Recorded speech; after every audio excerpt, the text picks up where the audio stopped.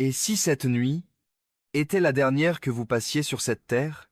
Et si, sans prévenir, votre âme vous était retirée, seriez-vous prêt à rencontrer Allah? Prenez un instant.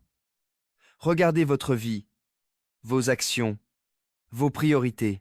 Car la vérité est que depuis le début de l'humanité, des hommes ont été envoyés avec un message clair, un avertissement, une miséricorde. Mais la majorité des gens les ont ignorés. Certains les ont rejetés, d'autres les ont insultés, et beaucoup ont regretté, mais trop tard. Aujourd'hui, vous allez découvrir une histoire qui traverse les siècles, une histoire remplie de miracles, d'épreuves, de foi et de vérités que très peu de gens prennent réellement le temps de comprendre. Une histoire qui pourrait changer votre cœur et peut être même votre destinée éternelle.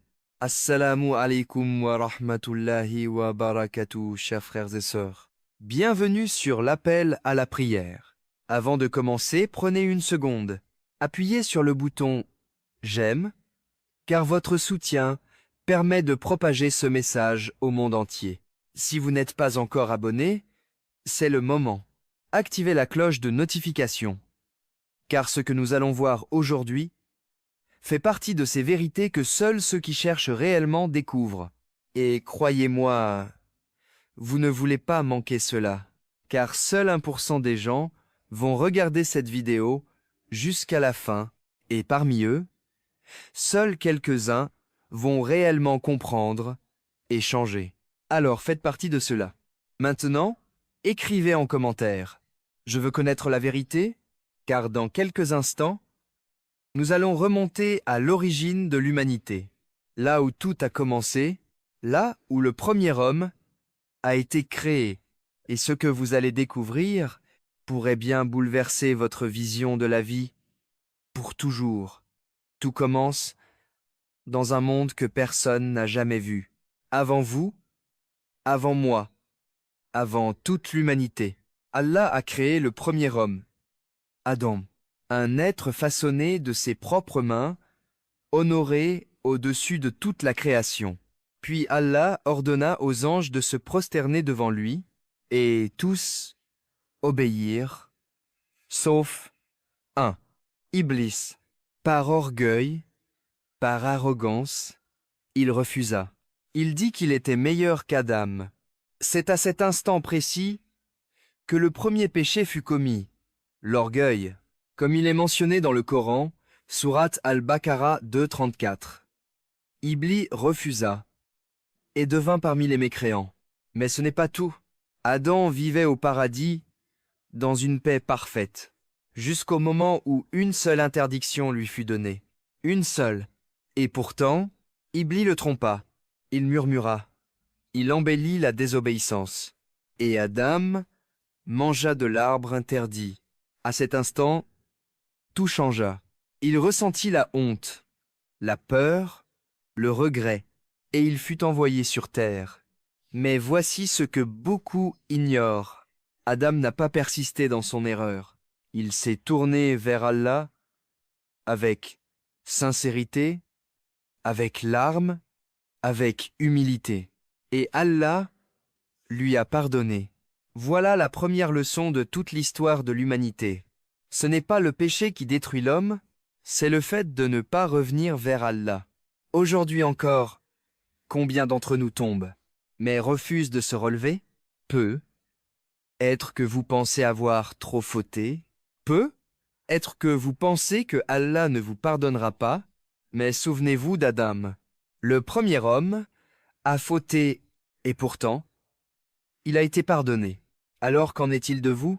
Écrivez en commentaire « Je me repens aujourd'hui » car ce que vous venez d'entendre est un secret que beaucoup négligent et dans la suite, vous allez découvrir un peuple entier qui a refusé d'écouter pendant des siècles et dont la fin a été terrifiante.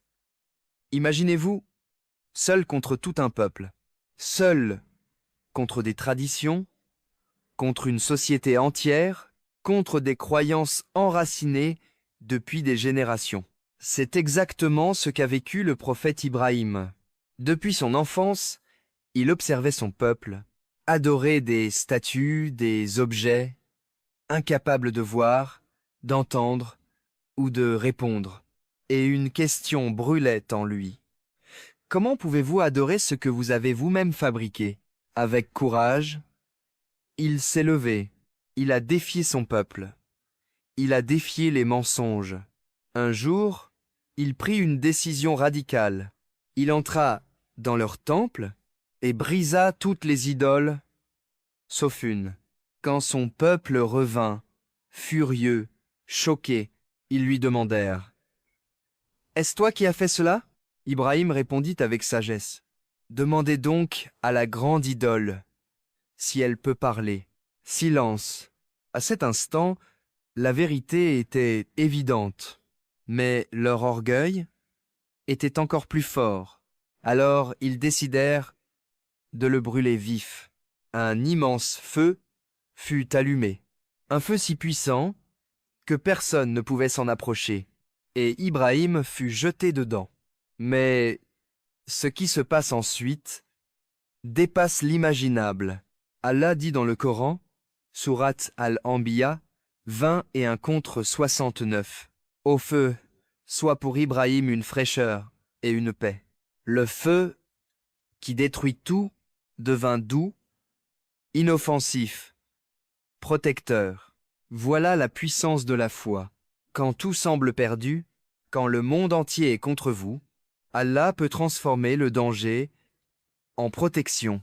Mais posez-vous cette question, auriez-vous eu ce courage? Auriez-vous défendu la vérité, même seul?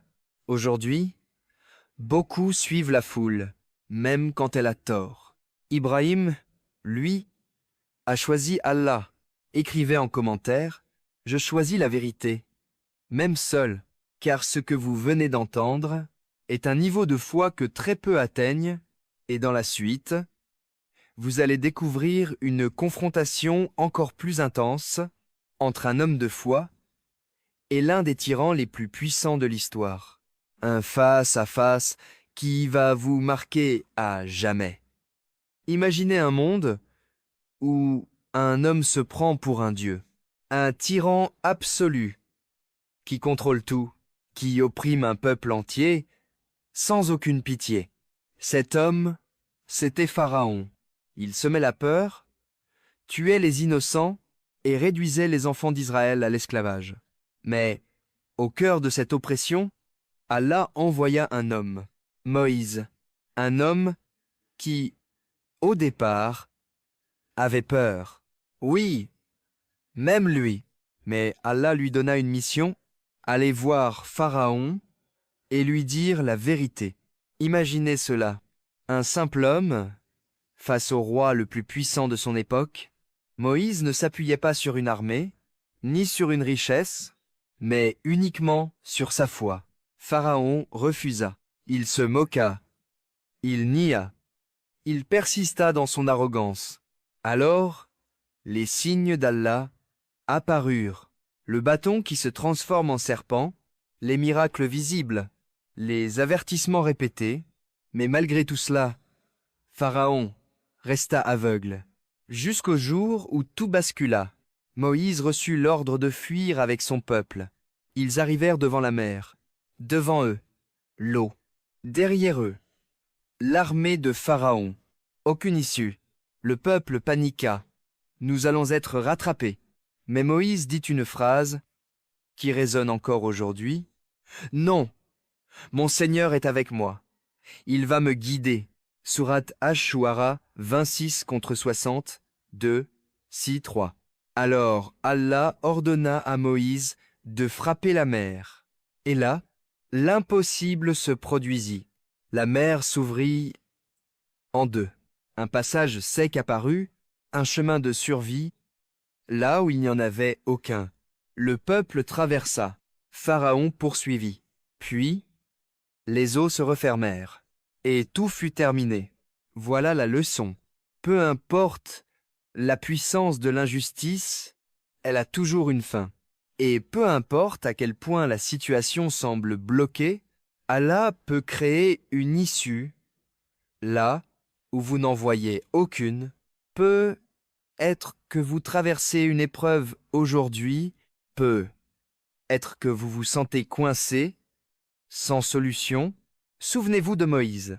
Écrivez en commentaire « Allah est mon secours dans chaque épreuve », car ce que vous venez d'entendre n'est qu'une partie de l'histoire. Et ce qui arrive ensuite va marquer l'humanité entière, un dernier messager, un dernier rappel, que beaucoup entendent encore aujourd'hui, mais que peu suivent réellement. Après avoir traversé les siècles, après avoir vu les prophètes s'élever contre l'injustice, la mécréance et l'orgueil, nous arrivons à une vérité universelle et immuable. Tous les prophètes ont un seul message: adorer Allah seul. Peu importe le temps, peu importe le lieu, peu importe les difficultés, leur message reste le même. La foi, la patience et la soumission à Allah apportent la guidance et la paix. Et aujourd'hui, ce message vous est transmis à vous aussi. Mais il y a un choix à faire. Allez-vous suivre leur chemin ou continuer à ignorer la vérité et risquer de le regretter? Chaque prophète a fait face à des épreuves, mais ceux qui ont cru ont été récompensés. Et ceux qui ont refusé ont perdu. Ces leçons sont là pour nous rappeler que notre vie est courte et que le temps pour se tourner vers Allah n'est pas infini.